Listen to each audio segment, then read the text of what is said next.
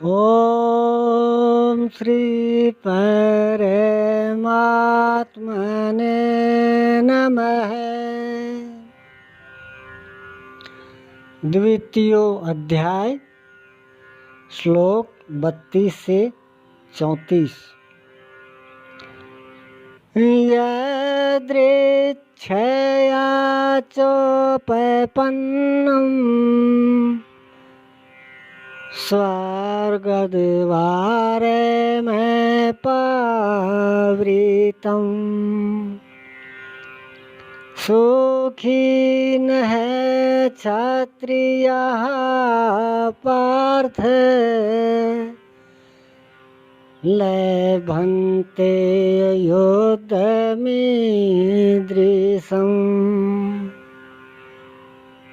पार्थिव शरीर को ही रथ बनाकर अचूक लक्ष्य वेधी अर्जुन स्वतः प्राप्त स्वर्ग के खुले हुए द्वार रूपी इस युद्ध को भाग्यवान क्षत्रिय ही प्राप्त करते हैं।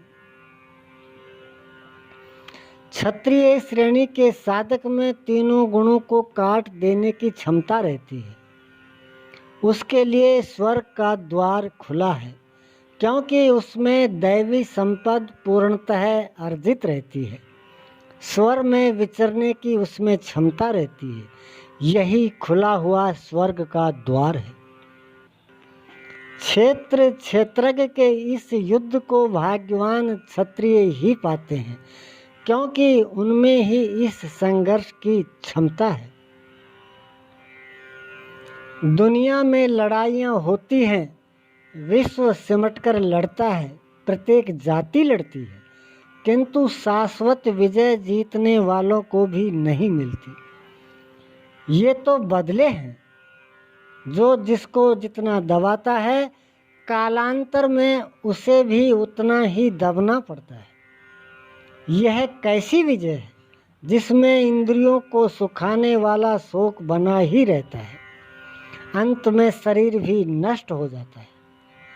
वास्तविक संघर्ष तो क्षेत्र और क्षेत्रज्ञ का है, जिसमें एक बार विजय हो जाने पर प्रकृति का सदा के लिए निरोध और परम पुरुष परमात्मा की प्राप्ति हो जाती है। यह ऐसी विजय है जिसके पीछे हार नहीं है। अथ चेत्त्वमिमं धार्म्यं संग्रामं न करिष्यसि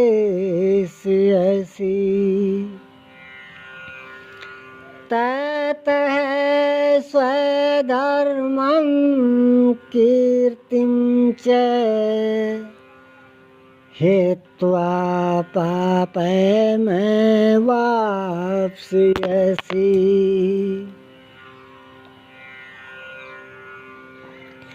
और यदि तो इस धर्म युक्त संग्राम अर्थात शाश्वत सनातन परम धर्म परमात्मा में प्रवेश दिलाने वाला धर्म युद्ध नहीं करेगा, तो स्वधर्म अर्थात स्वभाव से उत्पन्न संघर्ष करने की क्षमता, क्रिया में प्रवृत्त होने की क्षमता को खोकर पाप अर्थात आवागमन और अपकीर्ति को प्राप्त होगा।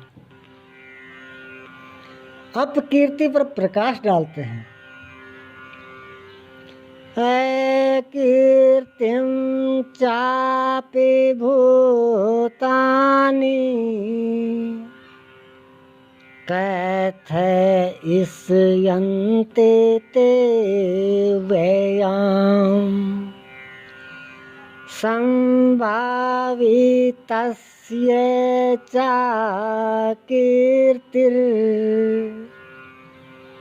मरणादतिरिच्यते।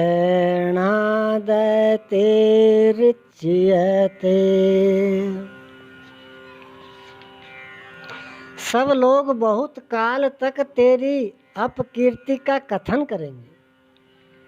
आज भी पदच्युत होने वाले महात्माओं में विश्वामित्र, पाराशर, निमि, श्रृंग इत्यादि की गणना होती है।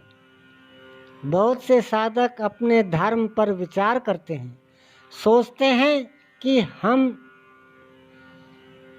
लोग हमें क्या कहेंगे, ऐसा भाव भी साधना में सहायक होता है। इससे साधना में लगे रहने की प्रेरणा मिलती है। कुछ दूरी तक ये भाव भी साथ देता है।